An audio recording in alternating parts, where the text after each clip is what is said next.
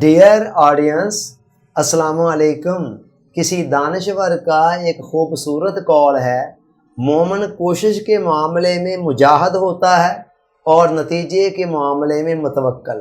مومن کوشش کے معاملے میں مجاہد ہوتا ہے اور نتیجہ کے معاملے میں متوکل۔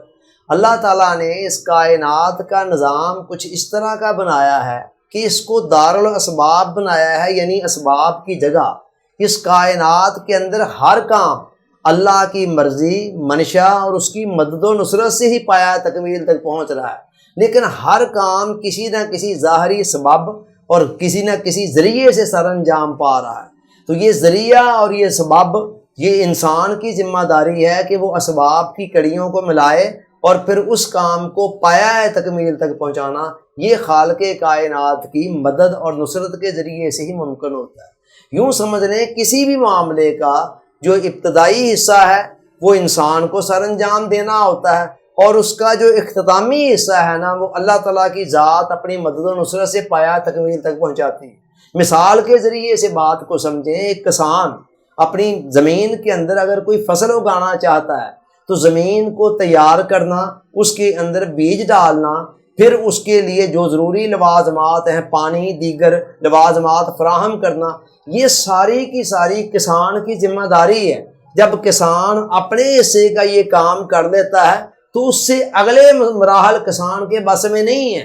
اس بیج کا سینہ شک ہو کر اس میں سے کومپل کا نکلنا، پھر اس کومپل کا زمین کا سینہ شک کر کے باہر آ جانا اور اس کا پایا تکمیل تک پہنچ کر ایک تنا اور درخت بن جانا، یہ سارے کے سارے مراحل وہ ہیں جو کسان کے بس میں نہیں ہیں۔ یہ اللہ رب العزت کی مدد و نصرت سے ہوتے ہیں، اور اللہ کی مدد و نصرت کب اپنا یہ کام کرتی ہے؟ جب انسان اپنے حصے کا کام پہلے کر چکا ہوتا ہے۔ یوں سمجھ لیں کہ سارا معاملہ 50-50 کا ہے۔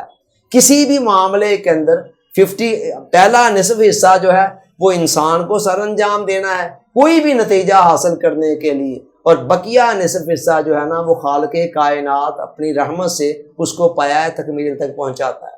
انسان اگر اپنے حصے کا کام اگنور کر دے اور کہے کہ ٹھیک ہے خالق نہیں کرنا ہے، تو پھر اللہ رب العزت کی قدرت کاملہ بھی اس اسباب کی دنیا کے اندر وہ بقیہ کام کرنے کے لیے تیار نہیں ہے۔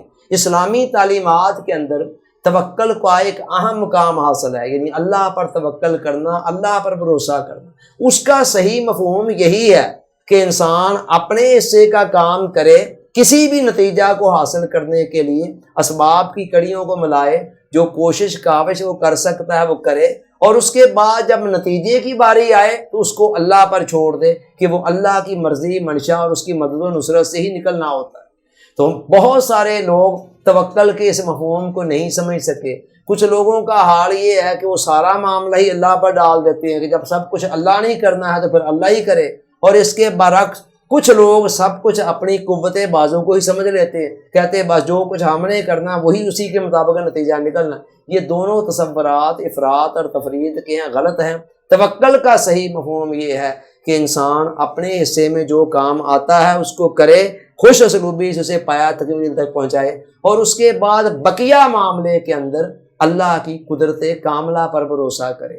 ہمارے پنجابی کے معروف صوفی شاعر میاں محمد بخش صاحب نے اپنے ایک شعر میں اسی حقیقت کو یوں سمویا ہے کہ مالی دا کم پانی دینا تے پر مشکاں پاوے، مالک دا کم پھل پھل لانا، لاوے یا نہ لاوے۔ مالی کا کام یہ ہے کہ وہ پانی دے، وہ پانی دینا اس کی ذمہ داری ہے، آگے اس کے بعد جو نتیجہ ہے وہ مالک پر چھوڑ دے۔ اگر مالی کہے کہ ٹھیک ہے جی پتہ نہیں آپ نے پھل پھول لگانے ہیں کہ نہیں لگانے، لہذا میں پانی نہیں دیتا، تو یہ بات بھی غلط ہے۔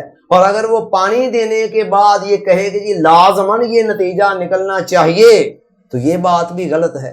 تو اصل چیز درمیان کے اندر ہے۔ توکل کا صحیح معنی یہی ہے کہ آپ اپنے حصے کا کام سر انجام دیں اور اس کے بعد اللہ سے اس بات کی توقع رکھے کہ وہ اس کام کو خوش اسلوبی سے پایا تکمیل تک پہنچا دے۔ چونکہ کسی بھی کام کا آغاز ہماری طرف سے ہونا ہے، اس نے پایا تکمیل پر اللہ کی مدد و نصرت سے ہی پہنچنا ہے۔ توکل کے اس مفہوم کو اگر سمجھ لیا جائے تو ہماری بہت ساری پریشانیوں، الجھنوں کا ازالہ ہو سکتا ہے۔ بہت سارے معاملات کے اندر جو ہم مغالطوں کا شکار ہوتے ہیں اس سے بچ سکتے ہیں۔ اللہ تعالیٰ سوچنے سمجھنے یاد رکھنے عمل کی توفیق عطا فرمائے، آمین۔ آپ کا بہت بہت شکریہ۔ السلام علیکم۔